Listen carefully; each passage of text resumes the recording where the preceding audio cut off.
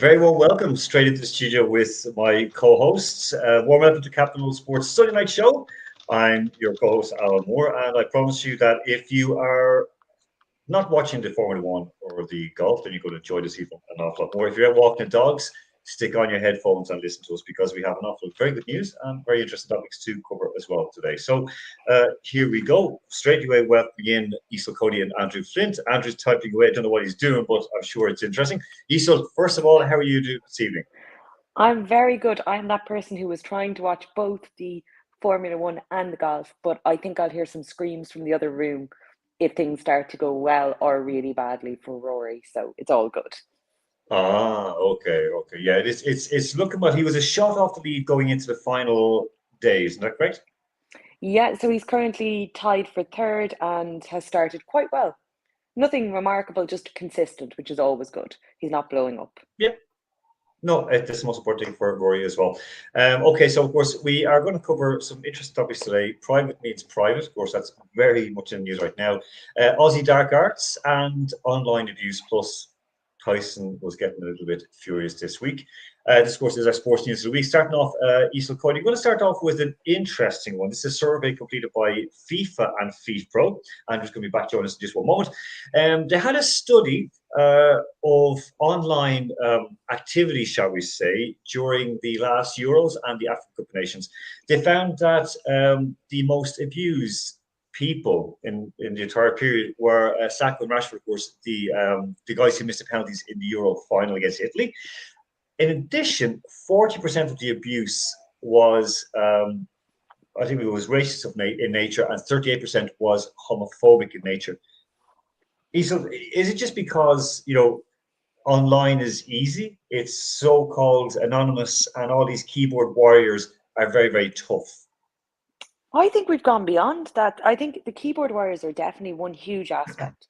But I think the problem is you have players who are on the field, like the chance we thought were going away from football, they're not going away. The abuse that is hurled at players, the abuse, like this is a small example, but at one of the fights in Manchester, it was the Amir Khan fight.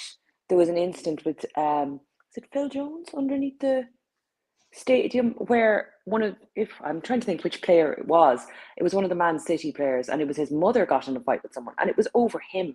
It was at an entirely different event, a different sport, boxing, as opposed to football, and his family members are getting abused. And I think the problem is what starts out as anonymous online, and that's obviously how they can track this and give statistics as to who the most abused players are. It spills out onto the street, and it spills out onto not just players being abused, but a very angry and scary world for if you're a young black athlete in the UK. What went on at the Euros would seriously make you question being a participant in a sport where there's like a mural being destroyed in the case of Rashford. It's just a society, and I think online abuse, it's a reflection of some deep rooted, very, very wrong feelings in society. And if they're getting away with it online, the problem is, I think what you can get away with online eventually spills into, because you become emboldened by the fact that there's no follow up. And I think that's one of the big reasons why every social media platform has an obligation to identify people when they sign up, identify them by submitting a document or something to give some level of security that when they do this, they will be sanctioned. And that does sound a bit like kind of Orwellian and Big Brother watching you. But I do understand where you're coming from. I understand where you're coming from. This is to cut down on the blackguardism and the idiocy that goes on. But I don't think it's ever really going to come into play because I mean, it's if you remove that, then all of a sudden the political parties, the main political parties who receive funding from these online platforms, won't be able to operate their bots and so on. So that's it's going to do away with a lot. You could have people have multiple accounts. I wouldn't have an issue with that. I actually think if people want to have hundreds of accounts, fine, do that if you want. But you need to be able to identify the source of that account. And I think it's getting to That's a a good stage point. where too little happens. Even if you say, okay, look, John down the road, for some bizarre reason, he wants to have 400 accounts coming from his one laptop or PC. He clearly has not much else going on in his life. But just an identification, some level of certainty that we're not going to track you unless you say something online that is inciting hate speech. And I think we need to be really mindful of the message it gives to other young men and women coming through in sports in general. Again, and it's not just like we're talking about sports because we're a sports It's show, across the but this board. is in general as well. One thing there's a slightly mix up on that. I got reminded that it was 40% homophobic and 38% racist. Now we'll come on to that in not the next of the one, but next but one story. And again, this is some people say like, why aren't there more gay footballers? Well, it's I think that while there is no, I mean I interviewed I suppose it was before I interviewed a gay footballer who was playing here in Russia, and I think I mentioned before, and he was his teammates were fine with him. The club was fine with him. Even some of the supporters who kind of knew across the club, they kind of knew or they had found out, or they were okay because a couple of them were gay themselves. They were like, okay, that's fine. This is a big Moscow club. However, when I said to him, why wouldn't you come out and do something? He just said, it's not my job. I'm like, why should I be Yeah. different? I'm just a footballer. And that's okay. But then we see the amount of online abuse that goes on. I mean, it's horrific. And I don't know. We'll come on to it in a moment. But it is very, very difficult to come to bears with. But one thing about this, when they focused on the abuse that was given to players, most of it focused on key moments of games. It wasn't just he's black, we hate him. It was because Yeah. that N word missed a penalty. And that's the worry. Well, like again, every form of abuse, I'm not detracting from the other, but the fact that your gut reaction in moments of anger or upset with the team is to instantly blame something, which I hate to point this out, but your color or your sexuality are not the reasons you're missing a penalty. And that's the issue. If that's your go-to position, that's the thing that springs to your mind, and that's the sort of abuse that comes out, it's really quite worrying. And I think just in general, it's a reflection of society that these sort of people have got away with this sort of things. They think it's acceptable to say.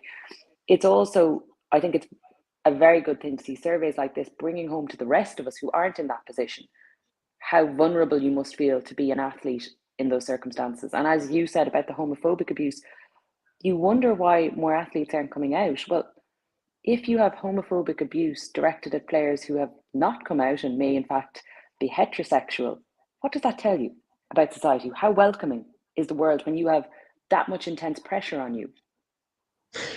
That's it, right. And look, we discussed this way back. It was on the radio about the abuse given to people who were, especially who kind of were saying, like in regards to the conflict, excuse me, in Ukraine, it was that you were a submissive gay, that you were like a little bitch, you're doing this, like that's the abuse that gets doled out. And being gay is being seen as being weak somehow, of character, of physical strength, of mentality. So it's a terrible situation. And we'll move on to the next one, which goes into the dark arts of Australia. This is, I keep wanting to call him Eddie Redmayne, but it's Andrew Redmayne, who did a Bruce Grobbler 2.0 in helping Australia defeat Peru and go into the World Cup for the sixth time.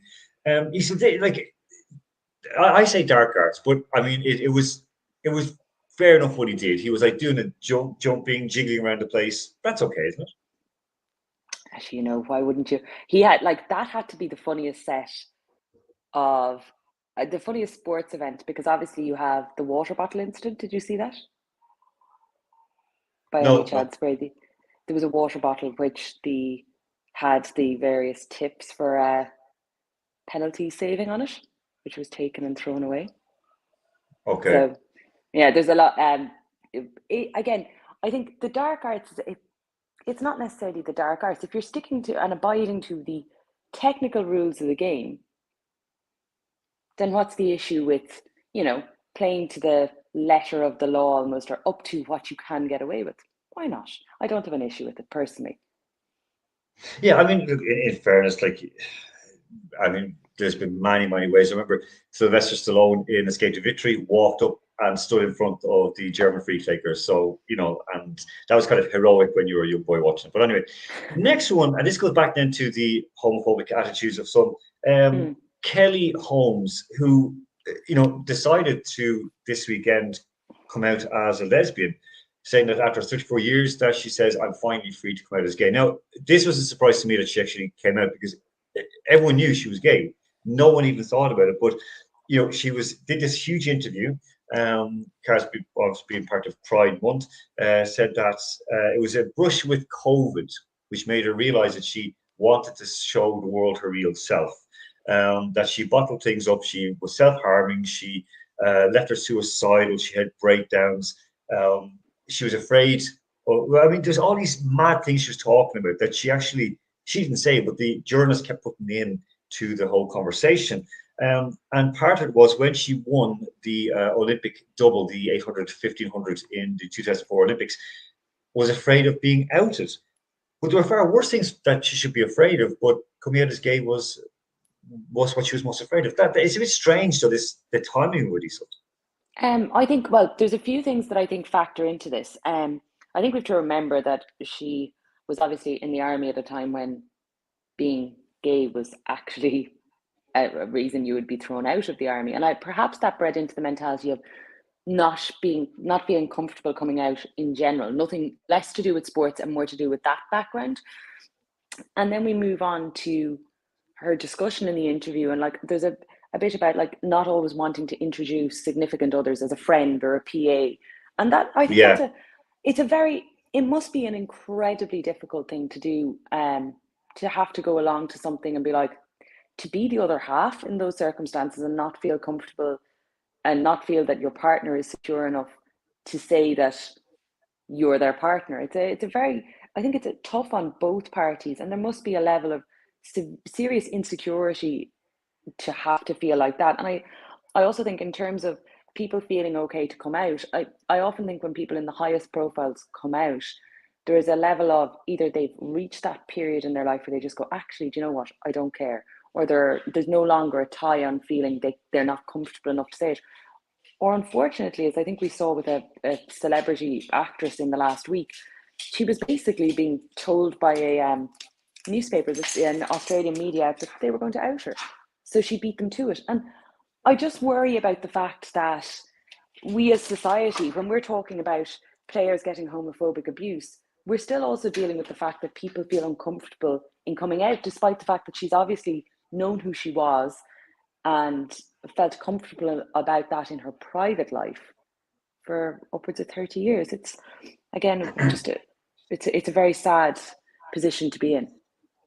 yeah. I mean, she's again, and I say this that everybody involved in sports, everyone who had met her, I met her on many occasions. We knew who she was. No one ever put a buzz around. Okay, being from a military background or from coming from work or being a soldier, yes, that was definitely an issue. And it's always baffling because, of course, in women's sports, it has always been far easier to, Completely. say who you are. Yeah, and I mean, there is abuse. There is abuse in that they do take hassle. There are things said. I do know that, and also that there is some difficulty sometimes with, sometimes girls don't want to come out simply because they want to, just kind of keep themselves. But it always comes into it. One small thing on this, Isolt, is that there were huge questions always raised with Kelly Holmes and doping. And this past week, it was announced that there would be, UCAD were going to start to look, closely at people who were involved. Do you think this maybe might have headed it off a little bit? It kind of just sort of went, oh well, there's something better that forget what she did in the past. She was a hero or heroine all along. Well, I think there's always you always see the stories that come out. Timing is never as coincidental. Like it's always when you have a PR machine behind you, when you're as high profile as Kelly is. I'm sure there were a lot of factors in determining when she gave this interview, whether it was pressure in a personal capacity to come out, or whether it was timing in terms of, as you've said, if UCAD are deciding to look at things, even though anytime UCAD look at things, I feel they do so through a very small microscope, and they only look at things that they're not worried are going to affect the biggest profile athletes. So it's a very whistle stop even tour of the bigger name athletes, because you know, some people are too big to fall. And I know when we look at other sports, we look at the likes of Lance Armstrong, we say, oh yeah, the biggest name in cycling.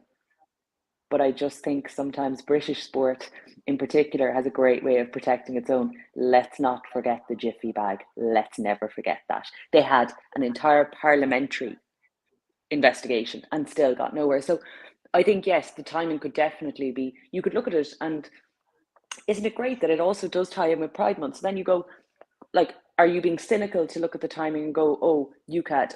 Or are you Yes. being incredibly cynical in the sense that you are the person going, well, we could tie it in here nicely and say it's because of Pride?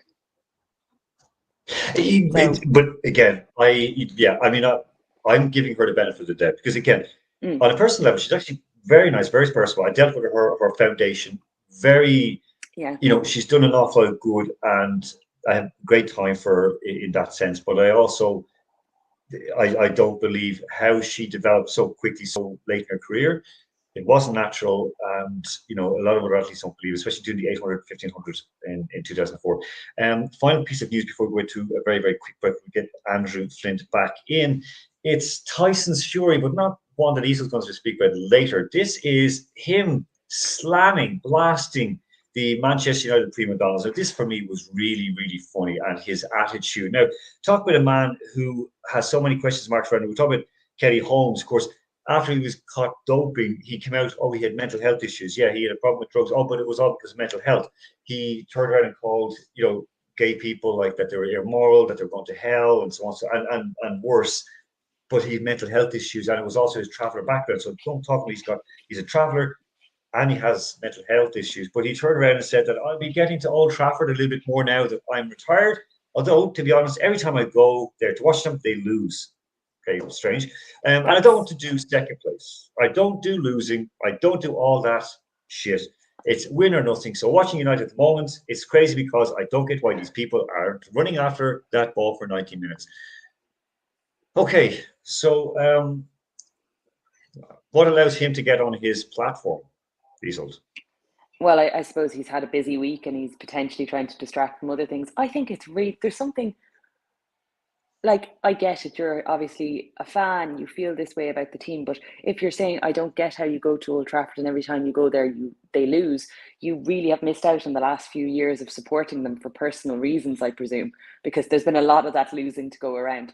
Describing football players as prima donnas, I'm not going to fall down on the side of saying I think he's wrong. I think there's a different mentality in someone who will get in a ring and put their life on the line to fight another human being, to a player who falls over if a puff of wind comes too near to his ankles. But I also think it's very interesting when you see athletes criticize other sports which are so insanely different. Now, if Man United were to take a leaf out of some of his tactics on how he's improved remarkably in sports, you never know. We could have a really interesting football team on our hands. But I think There won't be an Tyson, uncastrated boar left in England if United. like it'll be a big problem. We'd have to be going out and literally neutering them across the country for their own good. Like, they'd all be turning up. But let's not face it, I'm sure Ronaldo can give them some tips on other things too.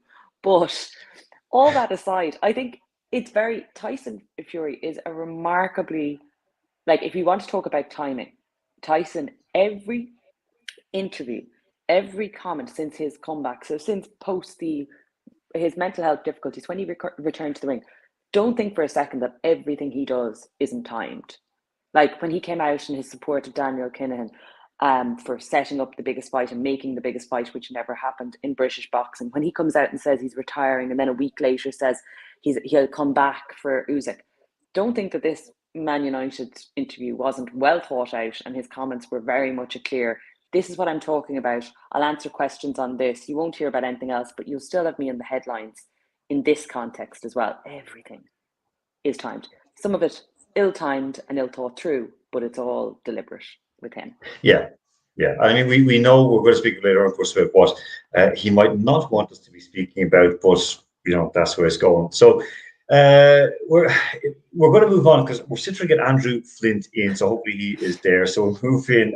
We have his issues today. We saw it at the very start of the show, but we're going to move straight in. The first talking point, Easel, that I want to bring is one that is an interesting one. Vince Yes. McMahon. Or McMahon, sorry, Vince McMahon. I mean, a huge situation. And this is not the first time he's had issues with misconduct. In '92, he was, of course, accused of rape by a former wrestler valet from WWE or WF at the time. So he's 76 years of age. He settled for 2.4 million pounds, about $3 million, with a former employee over an alleged affair. Now, the last little while, he was stepping back. And the criticism was of his replacement, and that was Stephanie McMahon. And nobody was speaking about what was going on in the background. And all these insiders like Jim Cornette and so on, they were slamming the whole situation and basically picking on Steph McMahon, saying she's not good enough and so on. And the announcement was on Friday, it says that the board of directors announced that a special committee of the board is conducting an investigation into alleged misconduct by Chairman and CEO Vince McMahon and John Laurinaitis, head of talent relations. So this is big because I mean this man. I mean, let's not pull our punches here. The third generation. He's from a family of sporting entrepreneurs. They have done amazing work in wrestling. I mean, I think like what he has produced and what he has made wrestling become is amazing. But this does not bode well for Vince. And the timing, oh my God. So, if for anyone who's interested in litigation cases, he has a huge case coming up with his football franchise at the moment, where essentially they have an unfair dismissal case where they fired a coach, but they waited a certain period of time before firing him, and they're all countersuing each other. It's worth millions. That's literally getting ready to run on the back of their football franchise, and now you have this happening. This is like, I don't want to say again, it's alleged misconduct, but I don't know how many times you pay nearly $3 million for an allegation you don't think may have some potential substance or the risk of embarrassing you and your organization. What I find strange about this is that it's firstly that 3 million is pocket change for Vince McMahon. There's also the fact that while he's saying he's going to cooperate with the investigation, surely any settlement would have been subject to an NDA. Like, it's very unusual for a non-disclosure agreement not to be part of any settlement, as we've discussed with Deshaun Watson last week. Yeah. It's a kind of a standard procedure. The issue here, I suppose, as well, is Stephanie had stepped into, his daughter, Stephanie McMahon, had been in that position and acting up for a while. Vince came back when she's been on the board of directors for some time. Her husband, who was the former wrestler Triple H, had some form of cardiac related surgery during the year. She That's right, was yeah. dealing with that. And then obviously now she's back at the helm. And you kind of wonder how much in the background, considering directors presumably at a minimum were aware of this, how much in the background has she been dealing with while they're all aware of why she's in that position, which makes it a bit worse to have that like level of abuse coming out and kind of lack of faith in her judgment. The other issue here is, again, like, if there's an investigation, they're doing it for a reason. Vince McMahon has literally transformed the way we view sport. The impact of how he has turned wrestling into the product it is can be seen in so many other sports. When you go to a boxing event now, it's the easiest comparable, but you see the full, like, everything is theatrics, everything is about the build-up. You see it in other sports coming across the board. When you go to the likes of a football match in the UK, so much more is about the light show, the fan experience. All of that does not come from anything else. Fan experience and how you feel like you're part of the night, that everything like that, it comes from a mixture of NFL and wrestling has become this product that is just globally huge. Tyson Fury actually had his little foray into wrestling, need we forget, but it's at this stage of his career and at this stage of his life, I suppose, perhaps a larger payment, an NDA, and this not being publicized should have been the way he was going. And I find it very strange that there's an investigation. And I think perhaps it's also the culture now that even with someone being paid off and may not potentially want to deal with the investigation, because if she's subject to an NDA, she couldn't deal with the investigation or risk the payment. But we've got to a stage now where things become public irrespective, even if the person isn't cooperating with an investigation. they'll have an investigation into a payment, etc. And that's more and more common in these kind of cases where you don't have someone actually turning up and saying to a group of people, here's what I'm alleging happened. They're looking into the background circumstances. And I think it would also be very important where payment came from. Again, this is a man, he's like, the CEO industry is over $1 billion. As Isel said, he's transformed wrestling from, you do not understand what wrestling was like before. He's completely changed it. And right now, how he has, from the old XFL league, the one that like failed many years ago. There's a great documentary film on 30 for 30 on it, and how he transformed it with the help of, I can do that from Dick Ebersol, and how he transformed it, and all these, the Sky Cam came in from XFL. All these things came in from XFL that we take for granted today.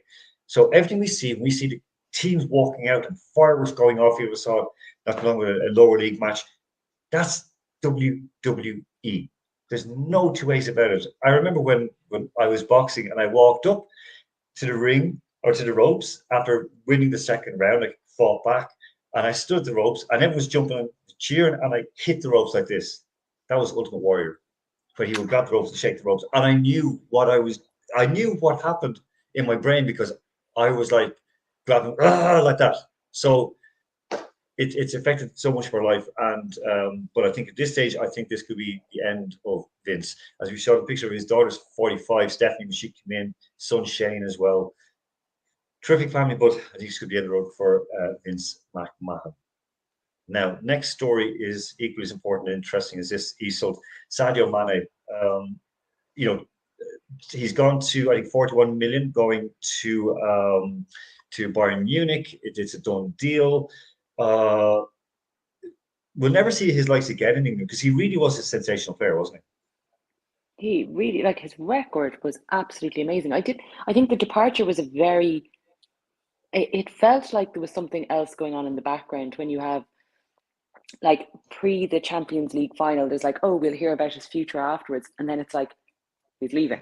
It felt like a very strange end to his time, not only in Liverpool, but in England. Now, obviously, the figure speaks for itself. It's a huge amount, but it felt anticlimactic, maybe. You see a lot of, like, the Liverpool greats and teammates and everything like that will be obviously making the grand tribute gestures, which I know are banned in Manchester United when players leave.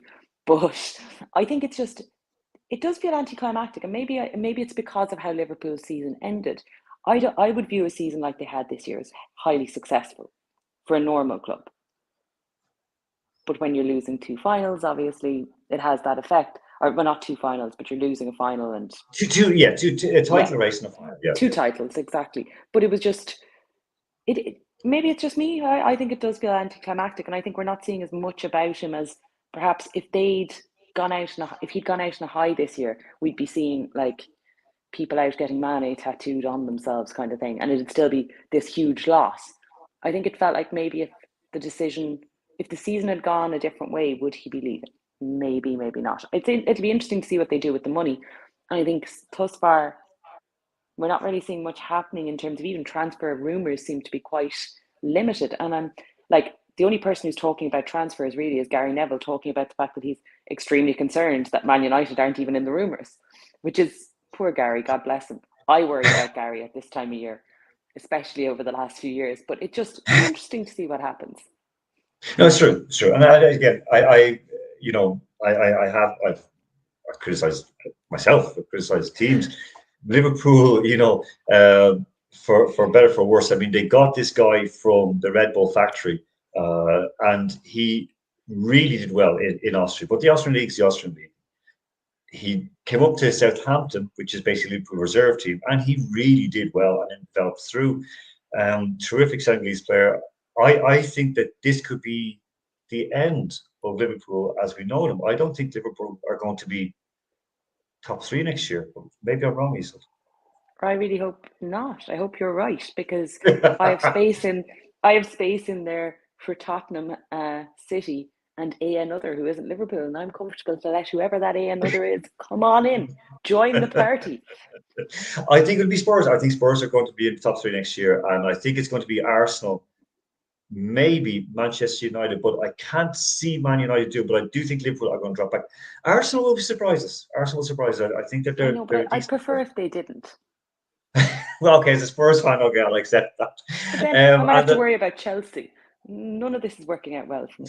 Chelsea, yeah, and West Ham, they're not going to go anywhere. But final story is one that now this is from punditry, an Irish outlet said like a shameful, embarrassing latest episode of Gary Neville's The Overlap. Now, Gary, for better for worse, is actually a very good interviewer. I think he's very, very good. He gets the best of the people. He's actually a very, he gets in there and he's self-deprecating and so on. And of course, Gary's guy who came out and said, European Super League is bad. Yeah, you're working for Sky. You screwed over English football for a good pay packet. Of course, he interviewed Tyson Fury. Not a word about doping. It was a Spoke very with good Roy. interview aside from that, It was. I mean, the interview which with is Roy weird. Keane. Yeah, and the one with Roy Keane was absolutely sensational. This one with David Beckham. Now I watched it, and I mean, it was. I how can you say it? It was just basically it was it was horrible to watch. Now this, of course, he never asked a question about where the nearly $300 million dollars. Why was David Beckham, or why is he being paid that by the state of Qatar? Now again, I am not going to say it's bad that the World Cup's in Qatar. No, I'm not going to say golf is bad as going to be said. No, it's not that I have any plus or minus. No one is clean. No one is clean in the world of sport. I will speak about that in just a couple of minutes here in regards to Tyson Fury. But this interview, it was basically sorry, Isel, for your tender ears, but this was just Yeah. like I think Eamon Dunphy, the Irish one, said it very, very well when it was the first time you seen two men have sex on TV, live on TV. This was the same. It was like, you're the best. No, you're the best. You're the best. And not a hard It was question asked. it was the least hard hitting interview I think that has ever been done. And the other thing we have to factor in here, yes, they're friends. Yes, they were former teammates. But if your job is to interview someone, you know what? You can ignore if you're going to be walking on a beach with, which is what he did with Tyson Fury, you're walking on a beach with a heavyweight boxer. In those circumstances, you may be less inclined when you're on your own with a cameraman and a man who is twice your size and weight to say to him, so let's discuss your links to this, that, and the other, or let's discuss your doping. When you're sitting in a room with David Beckham, like, he's also not the most difficult interviewee in the sense that this is a man who, if you ask him a tough question, he's probably not going to have the noise to avoid it. He's going to just basically go, oh, okay, and give you an answer. I think it's different if you're interviewing someone who's like a Lance Armstrong, who's a master at avoiding questions, who's extremely manipulative. This is David Beckham. Like, it was the time for him to potentially, not even a hard hitting interview, but just to do an interview where you're in a position where you can ask this man questions because you're also his friend. There's nothing to prevent you other than your friendship, but there's nothing to prevent you saying, can you answer a question on this? And while the thing I do really like about Gary Neville's interviewing style is that he comes across like he's having a chat with a friend, or he's trying to get to know about something, maybe in the case with Fury, certainly a sport that wasn't his area. But when you're in a position, like, it'd be like me sitting down in a room with one of my best friends and deciding I wasn't going to ask a question that they will answer if you ask. And I think the interesting point is we're not saying sports are, like, most sports have connections to areas that are really, really worrying, and there's a lot of rights issues in the background. But you have to be able to ask the question if you're going to suggest a program is an interview. It's just not good enough. And I think at the best of times, David Beckham may not be the most stimulating of watches in terms of his being interviewed. But I think this was a real opportunity where Gary could have also, like, Gary's extremely vocal on other issues other than sport. If you follow him on Twitter, you'll see that he has a huge interest in politics, one that I think has probably always been there, but is becoming more and more evident from what he's tweeting, from what he's saying. there seems to be a social conscience there that he's displaying in what he's commenting on and his knowledge of his local area, etc. So how can you ignore the elephant in the room and not ask the question? Because surely a producer was saying, how about we ask David about this? About Qatar, like just a simple thing. And I mean, what was picked up on. Now, remember, this series, The Overlap, is brought to you in association with Sky Bet. Yeah. Gary, huge issues with betting addictions, gambling addictions in the UK. You're sponsored by Sky Bet. Come on. You know, the big things that the English media come up with was, yes, that David Beckham said there was no such thing as cliques in the dressing room. We didn't care who you ate dinner with or who you're friends with. When you went out to play, if I saw Stevie G in a better position, I'd get him the ball. That's what David said.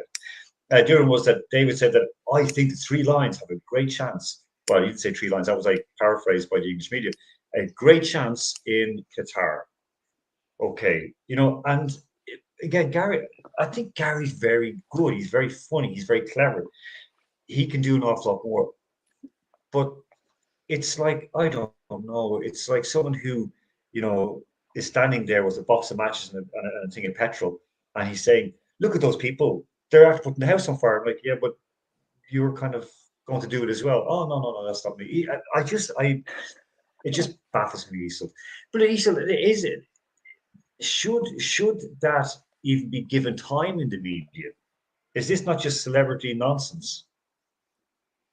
I think you could argue it's a bit of celebrity nonsense. There's a level of fascination that everyone has in getting to know celebrities, and getting to see someone like, there's a huge difference between seeing someone like Kay Burnley on Sky News. She's the first name that came into my head. Apologies. So there's a big difference between a news presenter interviewing someone and someone like Gary Neville who knows them on a personal level. And I think that's why you get drawn in. And perhaps that's why you can criticize more roundly, because you see this and you're like, you two know each other. This should feel like we're watching you have a chat, but with the serious side. And I think that's the disappointment. I also think I don't think that every footballer, and we've discussed this at length with things like Black Lives Matter, with footballers coming out, I don't think every footballer, it's not their job to be a spokesperson on every issue. Not at all. When you are taking payment or when you are actively involved in something, then it is literally your job. Ergo, you should have to answer questions on that topic, and a journalist worth their salt or someone who is interviewing you for that purpose should ask you the questions, because while not everyone will want to know the answers, there are people out there who'd like to hear your position, even if you don't agree with it. And I think, as much as, let's say, we've talked a lot about the live golf situation and the Saudis, as much as I dislike Phil Mickelson quite intently and intensely, he's the one getting raked over the coals in the sense of all the questions are directed at him. And unfortunately, while he's avoiding the questions, some other Egypts in that pack, Graham McDowell, are answering them on his behalf. They're like, let me tell you why the Saudis are great. And you kind of go, okay, at least he's being asked the questions. Now he's deflecting. But fair play to journalists who will probably find they're pushed out of other rooms because, and as did happen last week, their access is limited because they're asking these questions. Fair play to them. And if he doesn't want to answer them, okay. But at least they're being asked. Well, that's the whole thing. I mean, you can just ask a question. The person can answer if they want or not. Like we both said, like, you know, many times asking people questions, the most difficult thing I've found. I've never had someone who refused to answer a question for me. But I've had moments where I could see a person just kind of like, not deer in the headlights moment, but they kind of went, oh, like Anna Fatadze was one when I asked her a question about like a terrible incident in her life and how did that affect her career, because it was all downhill from there. I was told after, I was criticized, I was hammered by journalists who covered the tennis beat. How can you do that? So that's amateur hour. I'm like, no, it's a logical thing. Of, oh, we don't want to ask her that. You don't want to Your ask job her. as a journalist, yeah, it's to ask hard You know, questions. You can also exactly. pepper them in with nice questions or other more topical things that might be easier for someone. But your job as a journalist is not to be there as a cheerleader, and that's the issue. Look, Like, I think it's worth. Sorry, so I think it's myself and Andy Max discussed this a few shows back. I think it's worse than like a cheerleader or a fanboy fangirl with a laptop as you know, or I think Paul Kimmich said it best, fanboy fangirls with typewriters. I think it's worse than that. I think, and I've seen this with so many sports journalists now, and there's one in particular that covers cycling on Eurosport, who puts herself forward as a journalist, and yet she goes into teams and gets paid by teams to do paid promotions with teams. You don't Then do like you're you their can't do that. PR person. You are doing marketing. You are not a journalist. There is a No, difference. and but it's fine. I mean, good God, I mean, maybe it's because I've never been asked to do those things. I say, oh, that's no, but I've done things where we've organized them, like Andy Mack is part of them as well. We've organized it where we've been asking questions, forums, and so on, and champ talks, and so on. So that's different. We actually discussed really interesting deep topics.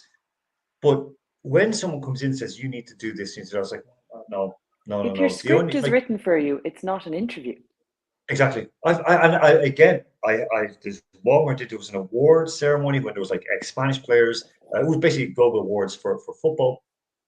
I gave in my list of questions. I asked my questions on the night. I asked like this was live, broadcast live, and also with a very well-to-do audience were there, sports media from business. And I asked I just blanked his name right now, but he was the son, former Real and Malaga player, played for Spain as well, and his dad, Sainz, but I forget his first name. And I asked him, like, why is the English Premier League better than the La Liga? He went off for me. He was like, no, it's not. And he explained, and then I just sort of said, like, what do you say to people who say you only play professional football because your father owned the club? And he looked at me and he just started laughing. And he said, well, and he explained why. He said, you don't do this, this, this. He said, yeah, he said, I played there. My father knew I could do it. Fine. But again, I got hit by certain journalists, Spanish journalists, which said, you can't ask that. That's wrong. The guy played for the club that his father owned. He then went on to work within the club. What's the question with that? I'd ask him to say, but I mean, like if we look at the here we have our two good buddies here together. This is finishing off this segment. Oh This God, I is feel so old. yes. There's ones where they're topless. There's ones that are walking like out having walking with their friends and so on. But this is them. Okay, so it's very hard to step back and to be objective. But unfortunately, when you're doing it for Sky, when you're being paid by Sky Bet and you're speaking with one of your best mates you've known since you were like, you didn't even have hair on parts of your body where you have hairs. I mean, it's a dead loss. And in fairness, David Beckham, I know he said about like as an interview, I think he's been brilliant. I remember him when he was being interviewed by Ali G and he's here at Posh Spice. He was there, and all he did was laugh. And he's very good natured, and he's very, very good. And Yeah. anyone I know who's dealt with him has said the same thing. Great time for him. As I said, I think who was it said that was an English comedian said that like a body like Adonis and a voice like Tinky Winky from the Teletubbies. Unfair, and and not that close to mark. But now we're moving on to our sporting hot topics. Um, Andrew Flint is still missing in action. We'll get him in, but Isolt, uh, we have a couple. We have a couple. So go with your first one because the floor is all yours. Story of my life. Andrew has let me down. So my first topic is on Tyson Fury. Again, we're back to him. So in the last week, Tyson has been a busy boy. He has been telling Man United how to play football. He has been announcing less than 2 months after his retirement that he may potentially come out of. And my personal favourite, he appears to have discovered that he is now one of the, I think it's estimated being over 600 people associated with Daniel Kinahan who is not eligible to travel into the United States by process of boxing analysis at who is going to fights where, which trainers are no longer training people in the US, which commentators are not traveling to the US, which journalists are not going. I think we're whittling down that list and we're north of 20 on who we figured out already. But Tyson, it appears, is probably the biggest and most high profile name to discover that he will not be allowed into the US. This comes on the back of reports in the Irish media in particular, who obviously take a very keen interest in it. Nicola Tallant, the Sunday World journalist, was, I think, the first off the mark with this story. that essentially he last Friday discovered he was refused entry to the US, which was actually very interesting because his cousin Nathan Gorman was fighting in Liverpool on the Friday night or Friday night, um, in the Echo Arena, now called the M&S Bank Arena, I think. But his promoter, Frank Warren, was obviously very quick to say, we didn't discuss it. I don't know if that's happened. Sure, he was in Liverpool. And you kind of go, well, firstly, you being in Liverpool does not mean you haven't tried to book a flight to the US. I don't know if Frank knows how these things go, but then again, Frank was conspicuously absent from his own fighter, Daniel Dubois' Miami fight the week before when he fought out there on a Don King card and won a type of world title, if you'll call it that. But Frank wasn't risking his attempts to travel to the US. We also had Matt Macklin right before the Katie Taylor flight turned up to the airport in London, Heathrow, to board a flight for the US and was told he was on whatever watch list that he could not travel. He obviously would have founded MTK. It's named after Matt, like Mac the Knife was his nickname as a fighter, hence MTK. So obviously the MTK as a brand and its close connections with Kinahan have obviously led to it being disbanded. But what's really interesting about this story is we've not only do we know who appears to not be able to travel to the US, and there's a beautiful photo on screen of the two BFFs who have no connection whatsoever in terms of business. And of course, Daniel has no convictions. Let's just remind everyone of that. But what's really interesting about this is that Tyson Fury owns a property in Florida, where he has spent a lot of time. And it was interesting, maybe about a week after his fight against Dillian White, rather than going to Florida, which seems his typical spot to go immediately post fight. I actually think I tweeted about it at the time. He was actually holidaying in the south of France on a super yacht, which seemed a bit strange. But then again, I went, normally when he fights in the US, so it would be logical for him to go straight to Florida because that's where he has his property. But it will have a huge knock-on impact. If he comes out of retirement, he presumably will not be able to fight in the US. He also would probably have an issue with disposing of his assets in the US. If he's been banned from traveling there would probably be a knock-on effect to him raising finances. So let's say if he decides, I'm never going to get to my Florida property, I'd like to sell it. There's another issue. What I find also very interesting in all of this is the fact that Bob Arum, God bless his US self, Bob Arum has literally said he was giving money to Daniel Kinahan. I think he put it at 3 million over Tyson's last 3 fights prior to the Dillian White fight. Obviously, because Bob is a US citizen and a lawyer, he's not going anywhere, and he's been very outwardly open since the sanctions came in, at least, to say what he had done when, and he can't exactly be thrown out. But it is for boxing, it's now becoming a case of you kind of wish they would organise just the biggest event possible in the US to see who could turn up at this stage, so we can just start going and knowing who's not able to travel. But for Tyson, this is a big body blow, and he's been out on social media in the last 24 and 48 hours with going on a date night, going on a run, doing everything imaginable, but not commenting on the fact that he can no longer go to his Florida home, which I'm sure is a huge disappointment to everyone in Florida. And look, again, we discussed it very, the top of the show, and with him coming to Manchester United and so on, and now he's a Manchester fan, and this is exactly what sports media do, and media in general. We're talking about sports media; they're brilliant at it. They're brilliant at it, and we've seen it with the Irish boxing media when sometimes they were giving passes to Irish fighters. Michael Conlan. Oh, he's one of ours. He's a great fighter. Yeah, he's getting paid by a drug dealer. But then they Andy, did ban some of the Irish media then as well. So you had guys who literally their career was boxing writing, and they couldn't go to any fights, and they're like, so what are we meant to do? yeah, exactly. And I mean, and then worse when you see it when it just accelerated when Andy Lee, they're involved. I'm thinking, I have great time for Andy Lee. I think he was done out of a world title by Julio Cesar Chavez Jr., who was doped up to his eyeballs. Um, and Andy Lee, I remember him afterwards saying, "You can't be that strong naturally," and he said it open. He slammed it. But anyway, Tyson Fury, God knows what's going to happen next. We spoke about him last week. I think we're going to end up speaking about him next week as well. He seems to be like a staple for us. But yeah, Topic number 2, Isolt. Are we going to talk about our film?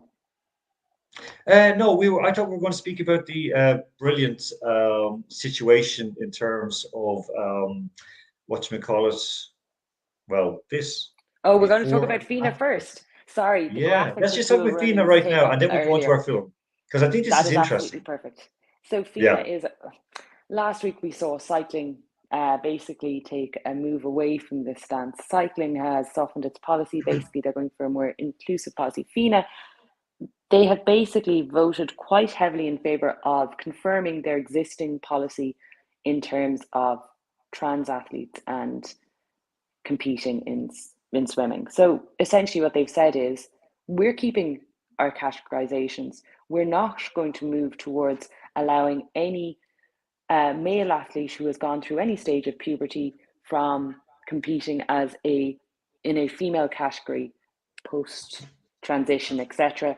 This is how it's going to stay. We're keeping our existing categories. What they did say, and I think we need to be fair to FINA as an organization, they haven't, it's not like they're taking a closed-minded approach to this. They've said we're very comfortable with the idea of an open category where we're giving that option to athletes that goes for of both genders post transition if they would choose to compete. But what they're saying is we are not going to take a move which we feel will compromise the existing classifications. So that would be cis women and cis men. Obviously, the main criteria they're having there is once a male has gone through any stage of puberty, they're not going to be able to compete in the women's category. And I think we saw one of the first people who came out today in rapturous support was Sharon Davies. She obviously has been very vocal on the issue about what she feels is protecting cis women from competing. And I think there were some very interesting photos up today of some female and male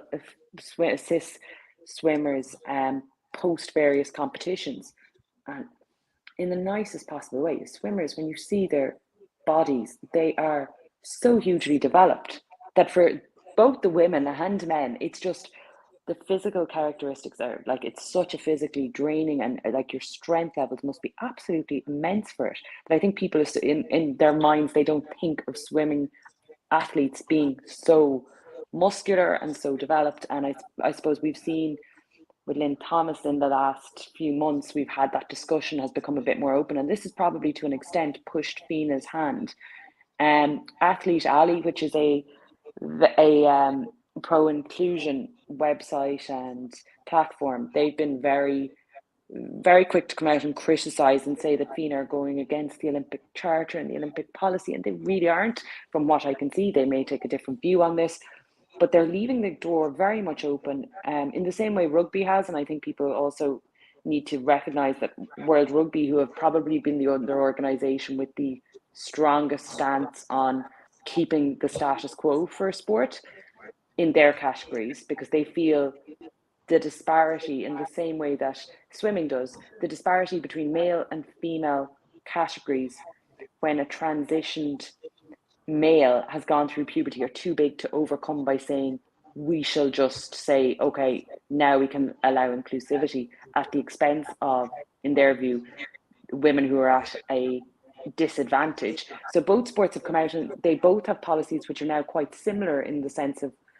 their categorization, but they've also both have a very strong push to say we will have an open category or we'll have trans competitions. The idea being that we're not excluding, we're just seeking to include in a way that facilitates the existing athletes who are already there and who may otherwise be at a disadvantage.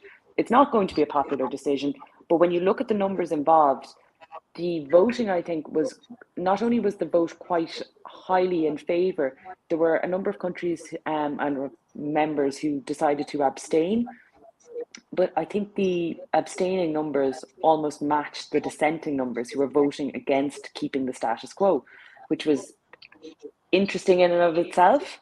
Like the vote was quite strongly in favour of this, which I think is a very strong message. And I think would the vote have been the same if we hadn't had all the US publicity in the last few months? Probably not. It may have No, and I not mean have this is elicited such a response. this is a picture of Leah Thomas after she won the NCAA swimming title. I mean, this course as the first slide up here. This is Leah before she transitioned, obviously in the left. And then this. And I mean, there was an awful lot made. And again, I don't like the way this was framed and the kind of sneering Oh, completely. attitude. And we discussed that. We did discuss Yeah. that as I well. mean, That it. we've gone through this and we've had an academic who explained why this was wrong to have Leah Thomas swimming against women. We've got into some depth.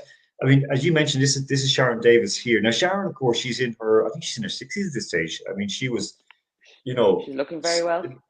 yeah, I mean, she's looking well. A lot I'm of, being past she's, remarkable, but she is.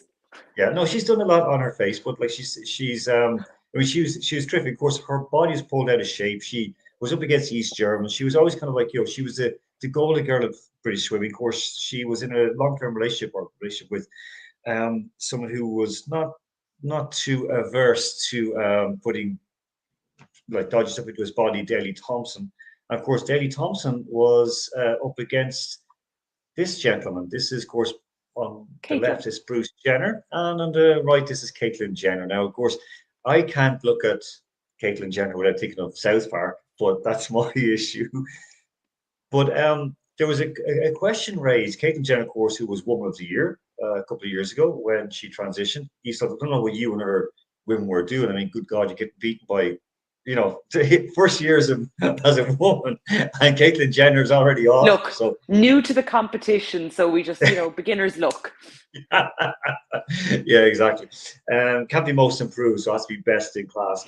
But one thing that was raised was with the amount of stuff that Bruce Jenner had been taking as a decathlete, super athlete, um, had kind of like knocked off his whole body.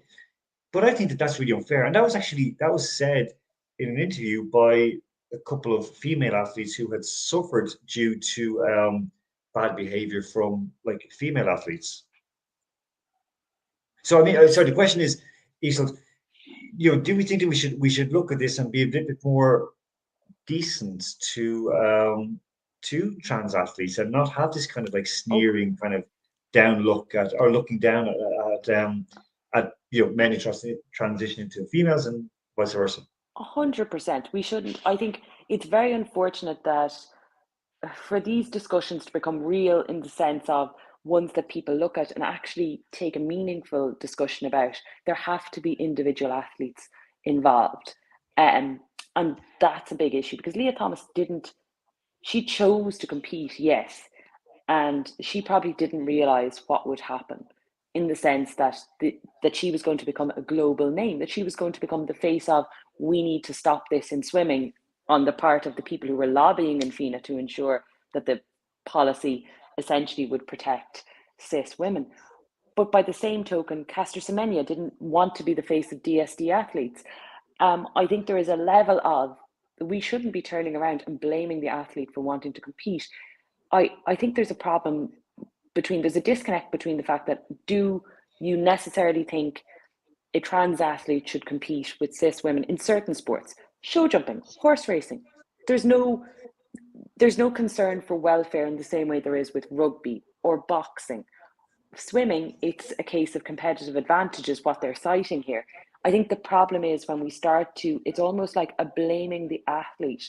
Like we, our culture is to turn around and single out this individual who's already obviously gone through a huge amount to be able to come out and not only transition and all that that entails, but to come out and try and compete in a sport where they know there's the potential for the spotlight to be on them further. And it's obviously a love of both the sport and competing. Um, I just, I think we need to move to a culture where, yes, we're trying to be inclusive. Yes, we're trying to respect individual participants, irrespective of whether they're trans athletes, whether they're cis existing participants, but also not making it about an opportunity to run a hate campaign against the athlete, because that definitely is a huge, huge concern. The damage we can do to young women and young men from doing that is huge. And I'll add on to that as well. Isel's dead right, because of course, then the hate builds up against if you raise a question. If you raise a question about, well, hold on, I don't think that trans women, men who transition to be women, should be competing against women who are like born as women. Immediately you're transphobe, you're a turf, and you'll end up being destroyed. So it's there's this insanity, and the people who do that, who open up both barrels on people who question the legitimacy or even the morality of having this. Someone who has had an advantage being born, has passed through puberty, which is a known advantage. Um, going in against people who haven't had those testosterone advantages from childhood or from puberty. It's a very difficult situation, and of course, then we also see it as Bill Maher rightly said about this whole, the that it's now cool to have a trans child, and I mean, so it's getting such a mess at this stage that I think that FINA have done the right thing. They might have gone about it in the wrong way, but they did the right thing. Isolt, I hope now we're going to move into our final part of the show because we're running over time. But we have to get through this because it's very, very important. This is our sports movie magic section. I should say there's Paco Sanz. Thank you. I said science. It's actually Sanz. Thank you very much to Joel Amarin who sent it in to me. Our movie, of course, this week, we said last week what we're going to watch. Andrew Flint knows this bloody movie. He watched it already this weekend, so he should be here to speak about it. And it is Cool Runnings. Now, Cool Runnings, of course, released in 93. It's based on the Calgary Olympics tale, 1988 tale of the Jamaican bobsled team. It's a little bit free and easy with the actual facts. When you watch the story about it, it's actually it's even better, actually, the reality of it, how they developed and so on. So these like great athletes, they kept together. And of course, the whole thing was they're coming from like Jamaica, which doesn't have snow. So because like training, how to prepare, and of course, it's a great story. But Isolt, okay, how did you first come to it as a child, and has it aged well? I'm going to say this. I'm fairly sure if I go home and I go through, my parents are basically keeping all of my stuff for posterity in case, I don't know why they're keeping my stuff. Look, basically, they didn't feel like throwing it out, and my brother's stuff was all being kept in an altar. So, but I'm fairly sure if I go home, I would still have this on video. Cool Runnings is up there with probably one of the greatest sports movies of all time. And I'll tell you why. Because I have a lot of reasons for this. It is everything you want in a story when it comes from the very beginning being athletes who suffer, in this case, a catastrophic fall for all of them in a qualification. So they end up not being able to compete. I'm not going to ruin the story for everyone. Everyone knows Cool Runnings. They end up not going through and qualifying to compete in the Olympics, the Summer Olympics. So as you naturally would do when adversity comes your way, you decide, so I can't go to the Summer Olympics. How about through seeing the picture of a bobsleigh former competitor in the office of your father, if I remember rightly, you suddenly go, I know what I'll do. I'll try out the Winter Olympics. And the thing is, this is loosely based, as you said, on the first Jamaican participants in bobsleigh. And I think it's a really good life lesson in the whole way through the film. You have the training, the coming up with different methods. You then have, when they actually get to the competition stage, they try to emulate things they see the better team, the West Germans, obviously were they the West Germans? They were the West Germans, or were they East Germans? East Germans. Yeah, I was trying to remember which would be the bad guys. The East Germans.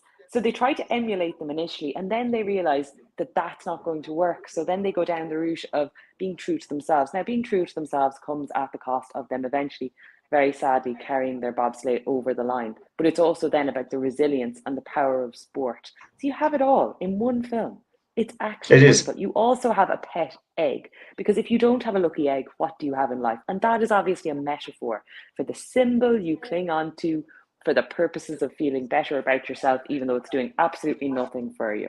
It's everything about this film is really, really good. And I was earlier being advised that some of the footage, because Brian was able to give a synopsis of it that was much better than mine, that they used some actual footage from the Jamaican bobsleigh team, which just makes it even better.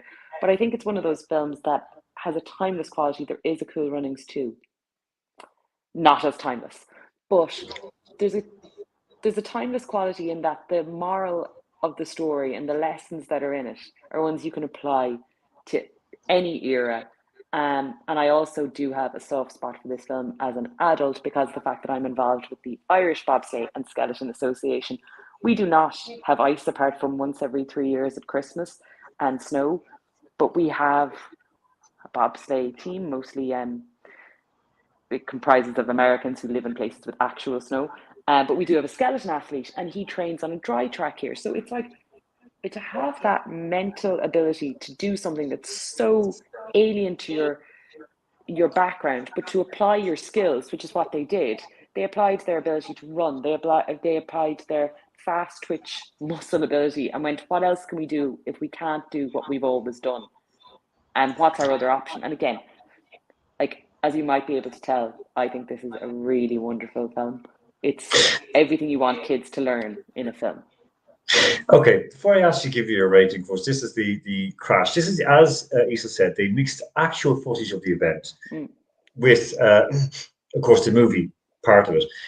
And one thing that the guy said, they didn't know it actually crashed until they got the smell of the burning fiberglass within their helmet, because, of course, they crashed at 130 kilometers per hour, and for 600 meters, they're like, this is the way they were. Their helmets are scraping against the ice. Now, I know that some of the students that I work with from many different countries, they actually took part in a push start competition, Bob push, and they really enjoyed it.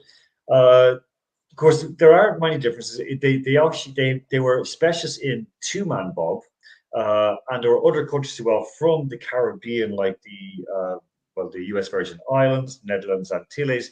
They took part in it as well, but their two-man, they went into the four-man bob.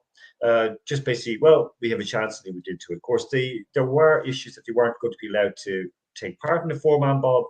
But one of the people, well, you see that Prince Albert of Monaco, who was also competing, he said no, that they should be able to do it.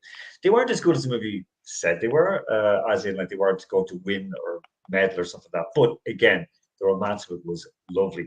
And of course, the most important thing as well, when we look at this, it's just the fact that, as Cecil said, it's a lovely, nice moral thing of like you need to believe in yourselves, and the whole thing where they didn't have the money, but they worked hard to get the money. They sacrificed. They went. They trained. It's something that sport really is about. It's going and competing, and that's the whole thing that the Olympics are always about: going and competing, showing your best. To be an Olympian is an amazing thing. And sorry, so I was going to finish off that saying that it's also the situation where we say that that if you have something to hold and to kiss, like an egg, is very important as well. It's also interesting that, just to bring up, we say a lot about how you see people, even if they're not winning, to see, to be, to like the mantra for Irish sports media for the last few years. They've been running a campaign, can't see, can't be, for female athletes. The Jamaican women's team entered in the 2018, I think, I could be wrong, it's the first time their female participants went with the bobsleigh team. And I think it's amazing, like that you can, a sport that you would not naturally associate with a country, it's not necessarily within their culture, but they have the best athletes in terms of speed and power within that in the world, that the crossover has happened. And I just think, yeah, do you want my rating? Because I think we all know what it's getting here. Okay, look, you're right in terms of women. They had the two-woman bob. So they competed, as you mentioned, the first time in 2018. They finished 19th. Okay, Isol, your rating. So I'm also giving Andrew's rating on his behalf. So we're giving it 20 out of 20. So that's 2 10s. Solid film. You're not going to get better than this. I don't know how you're going to beat this unless we're doing Bend It Like Beckham. And I think after this week's show, we may need to give that a few weeks. Okay, so basically, so you're saying that it's 10 out of 10. Andrew also saying, so as you say, it's not going to be better than this. Andrew had said that it is 10 out of 10 as well. So you are dead right. And again, so many interesting ones. I mean, the characters they put for it, I mean, they were looking for more serious male actors especially for the Irv Blitzer, who was John Candy, of course, one of his last roles in cinema. They were going to get Kurt Russell or Scott Glenn. Do you think, and we discussed this before, Isol, do you think that the fact that they actually, they got John Candy to play it, that made the movie even better because he was a great comic turn as well as being someone who was a little bit damaged as well. I think the cast was actually spot on throughout. You had the mix of characters who could kind of do, you had like the purely comedic side, and then it just all worked really well. You also, I personally, I find any sports film, it always helps when you have someone who's telling people about sports who looks like they are about to keel over from a heart attack at any moment. It adds to the comic value that anything they say is going to be kind of in your head. You go, really, can I buy this character? It it's just a wonderful feel good film because even though you find yourself heartbroken for them, you still see that level of sport is more than winning. It's just a brilliant film.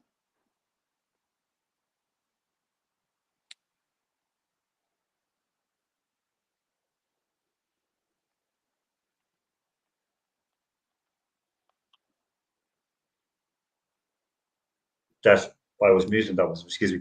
Thank you very much, Cecil. Yeah, I was talking about not knowing that no one was listening to me, which probably me in silence is actually even better.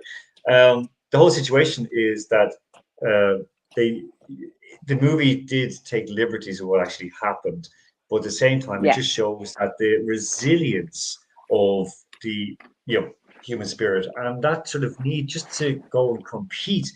Yes, you might be laughed at. Yes, you might be knocked down, but the most important thing is just to go and goddamn compete, have fun, show your best self, and do as well as you can. I always said it like Gisela when I said that we were players 3 years ago at the World Games in Ireland, and we knew we were up against it from every single team. We're playing the Australians who were basically they had a video analyst, they had nutritionists, they had a masseur with them. Our guys were a couple of standing around having a smoke at half time. I mean, this is real old school Irish stuff. But I said to them, if you crawl off the field, I mean, if you give everything you can and come off the field exhausted, and we lose, okay, but at least you gave your all. You can't fault that. The problem was a lot of them actually crawled off the field, but that was because they were after having cigarettes before the match. That was a different thing. Okay, so 10 out of 10 on that. The movie for next week, it's a new one out because we did do two old school ones. We did one from back in '89, one from '93. This latest one from Cool Runnings. Um, this one's a new one. I don't know if you've seen Hustle yet with Adam Sandler. I don't think I've seen Hustle. No. Well, Maybe I I have. watched this past week. Have a look at it. It's a basketball one. It's very much NBA produced. It's kind of like Draft Day, the American football one, which was Okay. basically a promo filler for the NFL. But have a look at it. We'll tell Andrew Flynn to have a look at it as well. We won't have Andy Mack back with us, unfortunately. He's traveling next week as well. He's traveling this week as well. Um, he's a traveler, but not a Tyson Fury type of traveler, but he is one of them. And that's a really bad joke. I get sanctioned for that. But folks, right now, I know he's going to hang up for just one moment. So I will say goodbye for now. Thank you very much. Isel, thank you too as well for brilliant performance. Blinder today. Brian didn't want to come on. No, because we had lost Andrew midway, I have just joined the Cool Runnings fan here. He is here Oh, do you know beside me. what? Let's get his view. If you can turn the Oh, camera back, let's.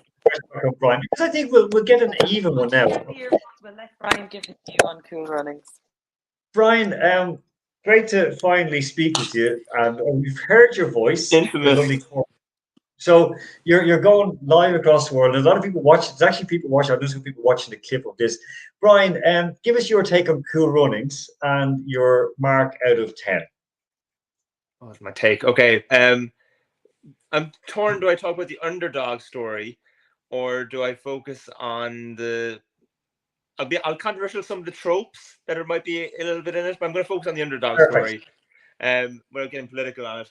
For me, growing up, we actually embodied the feel the rhythm, feel the ride into our kind of early music days. So I played in a band. So that was actually a big motivation as a youngster growing up. So for me, that was the kind of underdog story of someone who didn't belong in a certain place, embodying that and actually going up to you feel like you can actually belong on a main stage. So like I took like bobsleigh and put it onto a musical sense, and that inspired us.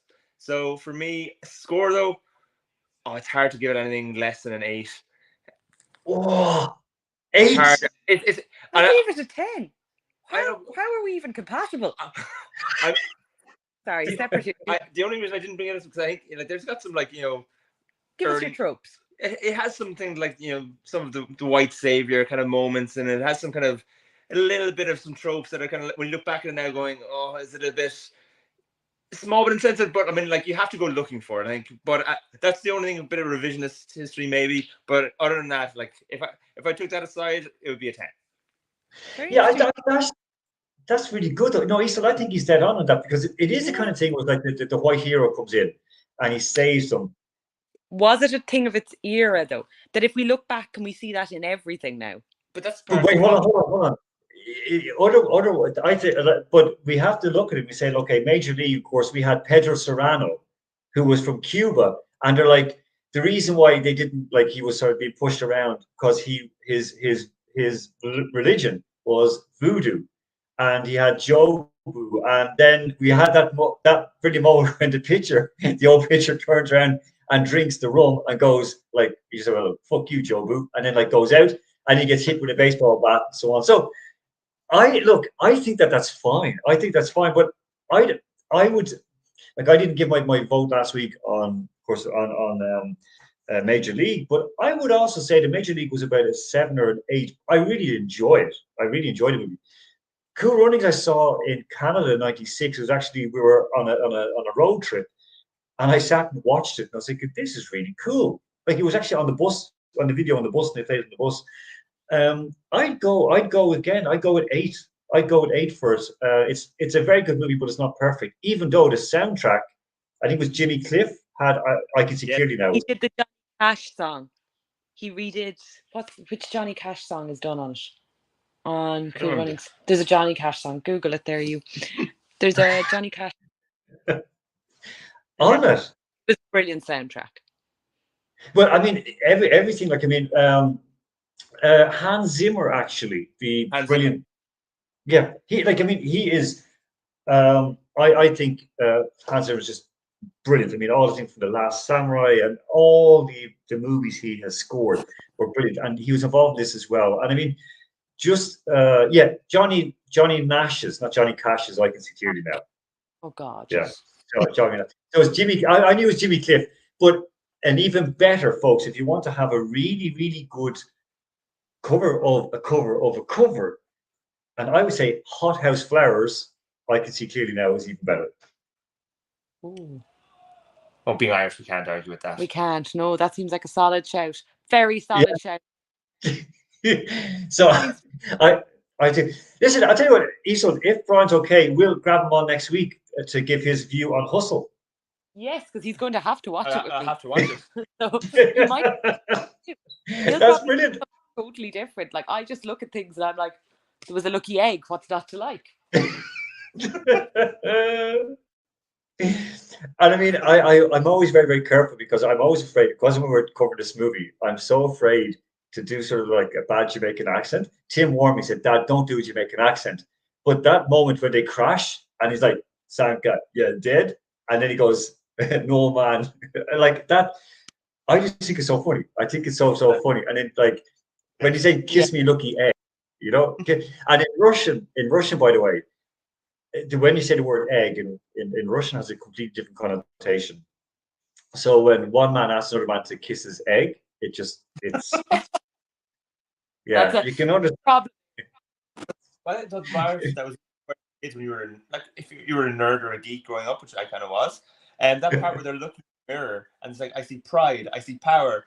For a lot of kids, that's a really empowering moment. It's like, that's how you should look at yourself. It is, and it's a great moment then when he walks out and he walks straight into the bar and launches himself into the East Germans and starts beating them.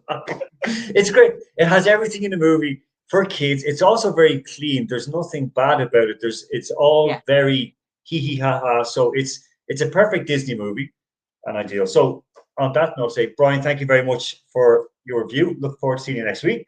Isla, thank you so much as well for your time this evening. And we will be back, of course, next week, hopefully with Andrew Flint intact. We also have Joel Amram. He's going to join us as well to have a chat. So on that, I'll say thank you very much tonight. We're well over time. So those of us who are listening or who are watching, so thank you for your patience. And of course, to those of us who are celebrating Father's Day, so have a happy Father's Day. Of course, we'll be back next week with more Capital Sports on the next Capital Sports Sunday night show.